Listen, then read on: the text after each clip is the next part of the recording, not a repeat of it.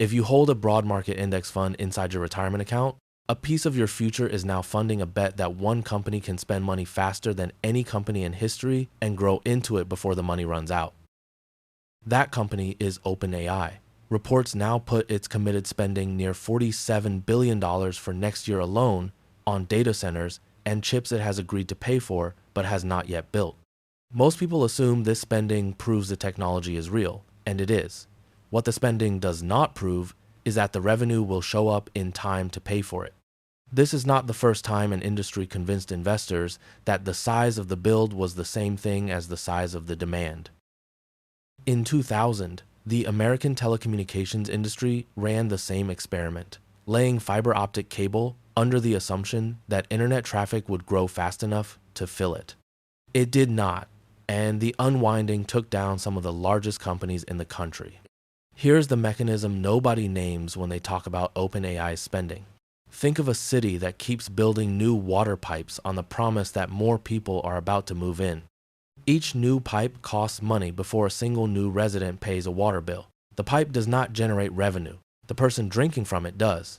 If the population arrives on schedule, the city looks brilliant. If it does not, the pipes sit there, expensive and empty, and the debt used to build them still comes due. OpenAI's data centers work the same way. First, the company signs multi-year contracts for chips and computing capacity, often before it has the cash on hand to cover them. Second, some of that capacity gets funded through deals with the same companies supplying the chips, so the revenue on one side of the balance sheet and the spending on the other side start to blur into each other. Third, the actual paying customers, the businesses and individuals who use the product every month, have to grow fast enough to justify capacity that was ordered years in advance. Right now, OpenAI's reported revenue is a fraction of that $47 billion commitment. The company is betting that usage will catch up to the pipes before the pipes become a liability instead of an asset. The last time an industry ran this exact sequence, at this scale, it took 18 months for the market to notice the gap between the pipes and the population. Go back to 1998 to a company called WorldCom, once one of the largest telecommunications firms in the United States. WorldCom, along with a wave of competitors, spent tens of billions of dollars laying fiber optic cable across the country, betting that internet traffic would double every 100 days forever. For a while, the story held. Wall Street analysts called it the infrastructure of the future. Executives called it inevitable. Nobody wanted to be the company that built too little bandwidth for a boom that never seemed to stop. Underneath the optimism, the same mechanism from the pipe analogy was running in real capital markets. Companies were financing new construction with debt, then booking supplier payments and vendor deals in ways that made revenue look healthier than the underlying business actually was.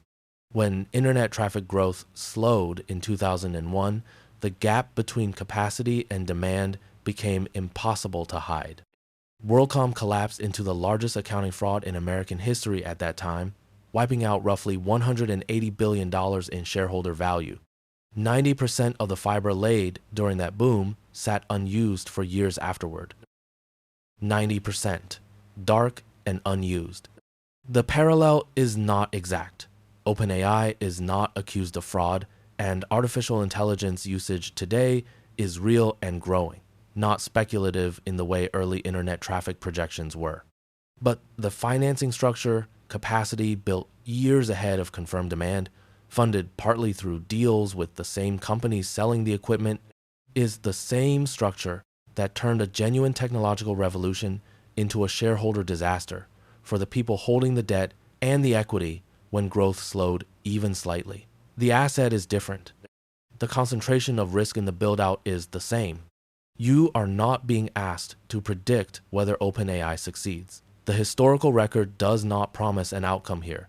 It only shows a pattern, and patterns can break when a company manages the gap correctly. What the record does show is that the wider your portfolio's exposure to companies supplying and financing this build-out, the more of this specific bet you are already carrying without having made the decision yourself.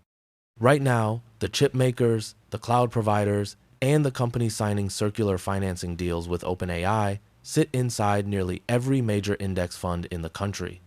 The question was never really about whether artificial intelligence is real. The question is what you are actually looking at. When you look at a number like $47 billion, a bet on demand that has not arrived yet, priced today as if it already had, the mechanism does not care whether you understand it. It runs either way.